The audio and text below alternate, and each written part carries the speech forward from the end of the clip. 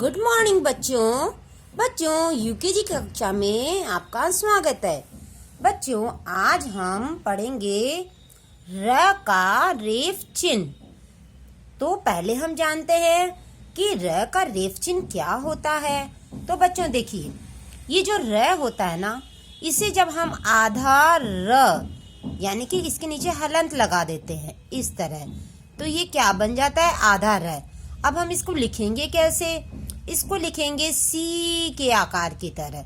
जैसे हम सी बनाते हैं ना, ऐसा सी बनाते हैं अंग्रेजी में, इंग्लिश में सी बनाते हैं, तो ऐसा हम बनाएंगे। ये इसका आधा र का ये चिन्ह होता है। इसको हम इस तरह से लिखते हैं।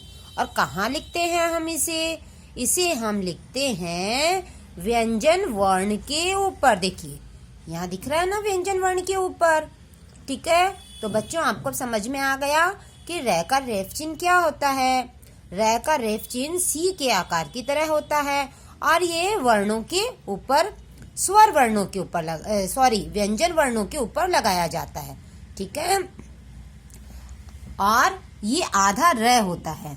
क्या होता है? ये आधा र होता है, जिसे हम सी के आकार की तरह हम इसे चिन्हित करते हैं और इसे व्यंजन वर्ण के ऊपर लगाते हैं।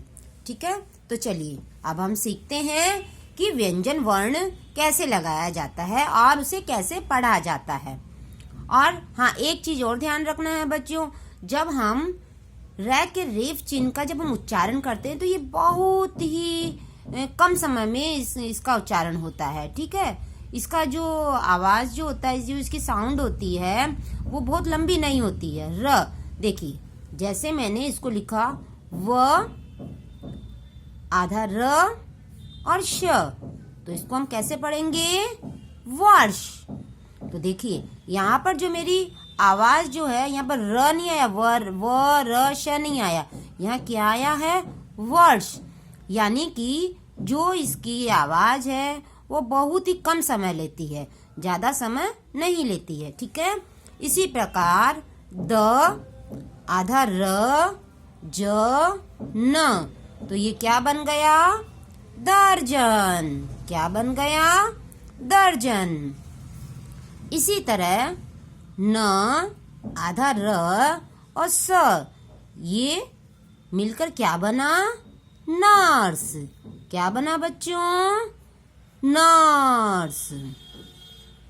तो हम इसे इस तरह लिखेंगे। देखिए मैंने लिखा ना, यहाँ पर व्यंजन वर्ण के ऊपर इसको लगाया।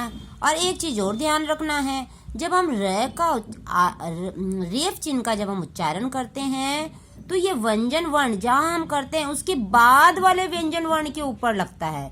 देखिए ब है ना, तो मैंने यहाँ ब लिखा, फिर बर्फ, तो र का उच्चारण कहाँ आया?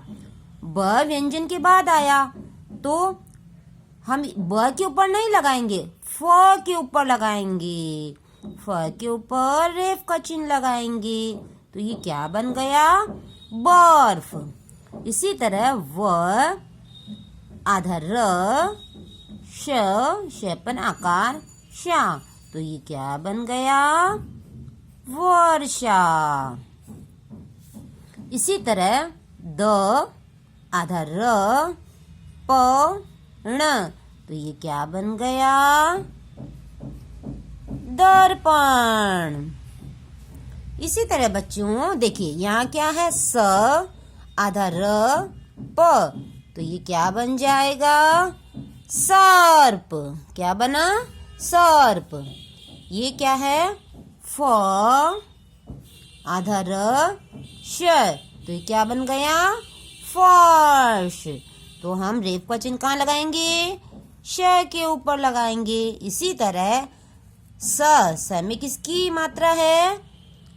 बड़ा ऊ की, फिर आधा र और य, तो ये क्या बन गया? स में बड़ा ऊ की मात्रा सु, आधा र और ये क्या बना? सूर्य। फिर अगला शब्द है न आधा र त, क पर बड़ी की मात्रा की, तो क्या बन गया? ये नर्तकी। तो बच्चों आपको भी इसी तरह शुद्ध उच्चारण करते हुए र का रेफ चिन्ह की मात्रा को लगाकर इसको लिखने और बोलने का अभ्यास करना है। धन्यवाद।